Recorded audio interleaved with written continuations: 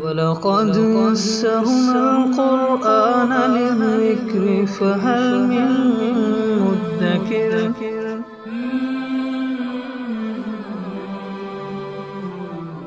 سورہ بروج اعوذ باللہ من الشیطان الرجیم بسم اللہ الرحمن الرحیم والسماء ذات البروج، قسم ہے برجوں والے آسمان کی۔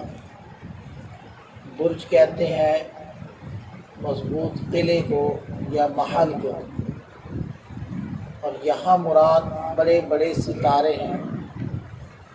اسی طرح برج پہرے کی جگہوں کو بھی کہتے ہیں، چوکیاں جن کو کہیں، چونکہ آسمان میں فرشتوں کی چوکیاں ہیں تو وہ بھی مراد ہو سکتی ہے۔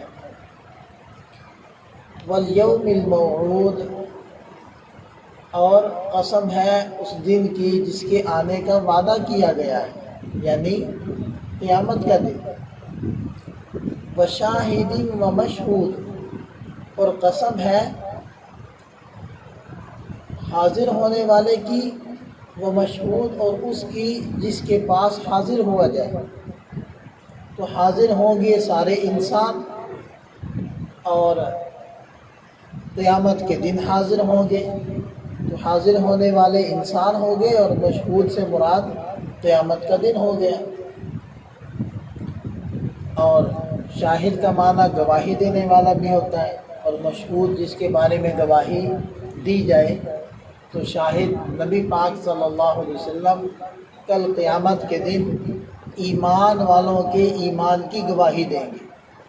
تو شاہد ہو گئے نبی پاک صلی اللہ علیہ وسلم، اور مشہود ہو گئے ہر ایمان والے۔ تو یہ بھی اس کی تفسیر ہو سکتی ہے۔ قتل اصحاب الاخدود، خندقوں والوں پر اللہ کی مار پڑے۔ یہ خندقوں والے کون ہیں؟ اس کی ایک تفسیر جو نبی پاک صلی اللہ علیہ وسلم کی حدیث بھی ہے مسلم شریف میں، کہ پہلے زمانوں کے اندر ایک بادشاہ تھا، جس بادشاہ کا ایک جادوگر تھا، اور بادشاہ اس سے مختلف چیزیں معلوم کیا کرتا تھا۔ تو ایک دن اس جادوگر نے کہا کہ میں بوڑھا ہو گیا ہوں، ایسا کریں کہ کوئی لڑکا میرے حوالے کریں تاکہ میں اس کو جادو سکھا دوں، اور وہ پھر تمہاری خدمت کیا کرے۔ تو ایک لڑکا اس جادوگر کے پاس بھیج دیا گیا کہ تم اس کو جادو سکھاؤ۔ تو وہ لڑکا جب گھر سے نکلتا تو راستے میں ایک راہب، یعنی ایک عالم جو حضرت عیسیٰ علیہ السلام کی تعلیمات پر ایمان لایا تھا، اور حضرت عیسیٰ علیہ السلام کی تعلیمات جو صحیح اس زمانے میں ان کے پاس موجود تھی، تو ان کی ترویج اور ان کی تعلیم دیا کرتا تھا، جس کے اندر توحید تھی۔ تو وہ راستے میں اس راہب کے پاس رک جاتا اور ان کی باتیں بھی سنتا۔ ان کی باتیں اس کو زیادہ اچھی لگتی نسبتاً اس جادوگر کے، کیونکہ جادو عام طور پر کم سے کم جس کا درجہ ہوتا ہے وہ گناہ کبیرہ کا ہوتا ہے، ورنہ پھر کفریات ہوتے ہیں۔ اس راہب کے پاس رکنے لگا۔ تو ایک دن وہ لڑکا ایک راستے سے گزر رہا تھا، تو لوگ پریشان کھڑے تھے، ڈرے ہوئے تھے۔ تو پتہ چلا کہ راستے میں ایک شیر بیٹھا ہوا ہے جس نے راستہ روکا ہوا ہے۔ تو کوئی بھی ہمت نہیں کر رہا تھا اس کے قریب جانے کی۔ تو اس لڑکے نے ایک پتھر اٹھایا اور یہ کہہ کر شیر کی طرف اچھال دیا کہ اے اللہ، اگر راہب آپ کے نزدیک حق پر ہے تو اس شیر کو، اس جانور کو یہاں سے ختم کر دیجئے۔ تو وہ پتھر اس شیر کو لگا اور شیر مر گیا۔ اب ایک عام چھوٹا سا پتھر ہو اور ایک لڑکا اس کو، شیر کو مارے اور شیر مر جائے، تو یہ کوئی عجیب بات ہی ہوگی۔ تو وہ جو وہاں لوگ تھے وہ متاثر ہو گئے اور وہ متوجہ ہو گئے کہ اس بچے کے پاس کوئی خاص علم ہے جس کی برکت سے یہ ہو۔ تو ایک نابینا اس کے پاس آیا، بچے کے پاس، اور کہنے لگا کہ میرے لیے دعا کرو، اللہ تعالیٰ مجھے آنکھوں کی نعمت عطا فرمائے۔ تو اس نے دعا کی کہ اللہ آپ اس کو آنکھوں کی نعمت عطا فرمائیے۔ تو وہ بینا ہو گیا، دیکھنے لگ گیا، کیونکہ وہ بچہ یہ کہتا تھا کہ پہلے تم توحید پر ایمان لاؤ تو پھر میں تمہارے لیے دعا کروں گا۔ وہ بچہ دعا کرتا، اللہ تعالیٰ وہ کام کر دیتے۔ اب جب یہ باتیں بادشاہ کے پاس پہنچی، بادشاہ تو کافر تھا، تو اس نے ان تینوں لوگوں کو گرفتار کروا لیا، اس نابینا کو بھی جو بینا ہو چکا تھا، اور راہب کو بھی، اور اس لڑکے کو بھی گرفتار کروا لیا۔ ان سے کہا کہ تم یہ جو توحید ہے یا ایمان ہے اس سے پیچھے ہٹو۔ انہوں نے کہا اب تو پیچھے نہیں ہٹیں گے۔ تو اس نے اس راہب کو اور اس نابینا کو قتل کروا دیا، اور وہ لڑکا حوالے کیا اپنے کارندوں کے کہ اس کو لے جاؤ اور پہاڑ سے اس کو نیچے گرا دو۔ اب وہ لے کر گئے، جب پہاڑ پر پہنچے تو اس بچے نے دعا کی اور وہاں زلزلہ آیا اور وہ سارے لوگ ہلاک ہو گئے، اور یہ بچہ محفوظ رہا۔ یہ واپس آ گیا۔ بادشاہ نے پھر گرفتار کروا لیا اور اپنے کارندوں کو بھیجا کہ اس کو دریا کے اندر ڈبو دو۔ تو وہ کشتی میں لے کر گئے، تو بچے نے پھر دعا کی، وہ کشتی الٹ گئی، وہ سب ڈوب گئے اور بچہ محفوظ رہا۔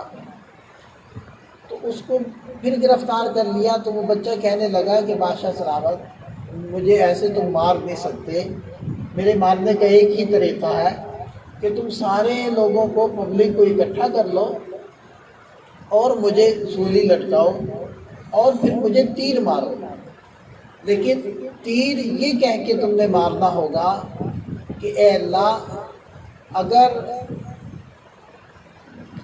یہ راہب سچا تھا اور تو واقعتاً وحدہ لا شریک ہے، اور یہ جو بچہ جس دین کی دعوت دے رہا ہے وہ سچا ہے، تو یہ تیر اس بچے کو لگ جائے۔ اگر یہ نہیں کہو گے تو پھر مجھے تیر نہیں لگے گا۔ تو انہوں نے ایسے ہی کیا، پبلک کو اکٹھا کر لیا اور یہ کہہ کر جب تیر چلایا تو بچے کو تیر لگ گیا اور وہ شہید ہو گیا۔ وہ تو شہید ہو گیا، لیکن جو باتیں انہوں نے کہہ کر تیر چلایا تھا وہ ایک دعوت بن گئی، اور وہ ساری پبلک مسلمان ہو گئی، سب نے کلمہ پڑھ لیا۔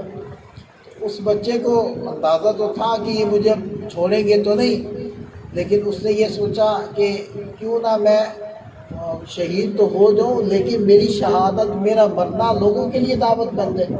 تو وہ اس طریقے سے ایک بڑا حصہ لوگوں کا وہ مسلمان ہو گیا۔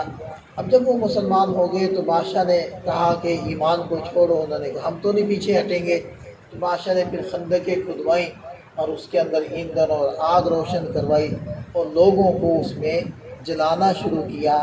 اس کی طرف اشارہ ہے قتل اصحاب الاخدود، ان خندقوں والوں پر اللہ کی مار پڑے۔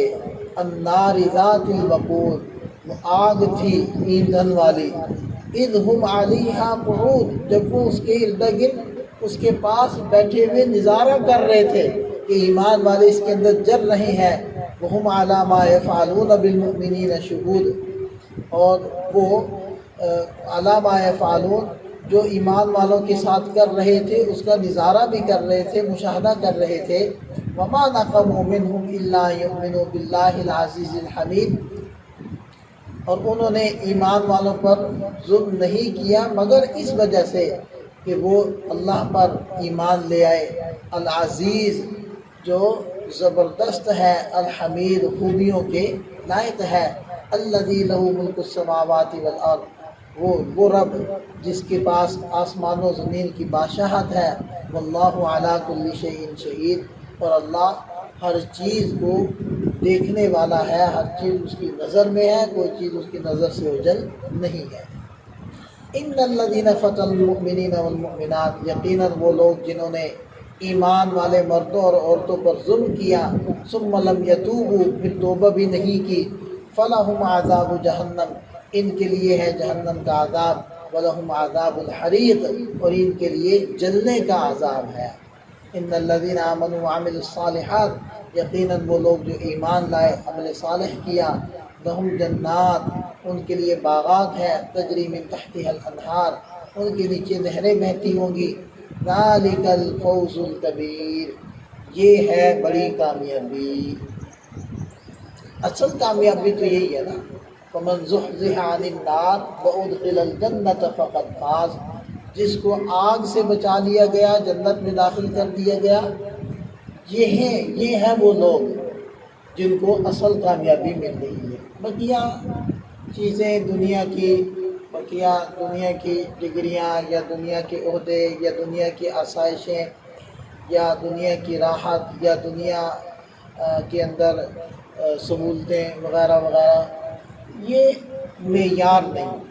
مل جائیں اللہ کی نعمتیں ہیں الحمدللہ، نہ ملیں تو صبر، لیکن کامیابی ناکامی کا معیار یہ چیزیں نہیں۔ ان بطش ربک لشدید، یقیناً تیرے رب کی پکڑ سخت ہے۔ انہ ہوا یبدئ و یعید، یقیناً وہی پیدا کرنے والا ہے پہلی مرتبہ، و یعید اور دوبارہ پیدا کرنے والا ہے۔ وہو الغفور الودود، وہی بخشنے والا ہے، محبت کرنے والا ہے۔ ذو العرش المجید، بزرگی والے عرش کا مالک ہے۔ فعال لما یرید، جو چاہ لے اس کو کر گزرنے والا، کوئی اس کی چاہت میں رکاوٹ ڈالنے والا، اور جو وہ چاہ لے اس کو پورا کرنے میں کوئی رکاوٹ ڈالنے والا نہیں ہے۔ هل اتاک حدیث الجنود، کیا آپ کے پاس لشکروں کی بات پہنچی؟ فرعون و سمود، فرعون اور سمود کے لشکر کی؟ بل الذین کفروا فی تکذیب، بلکہ یہ کافر تھے جو جھٹلا رہے تھے۔ واللہ من ورائہم محیط، اور اللہ تعالیٰ ان سب کا گھیراؤ کرنے والے ہیں۔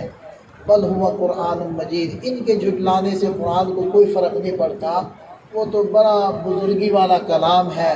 فی لوح محفوظ، لوح محفوظ کے اندر لکھا ہوا ہے۔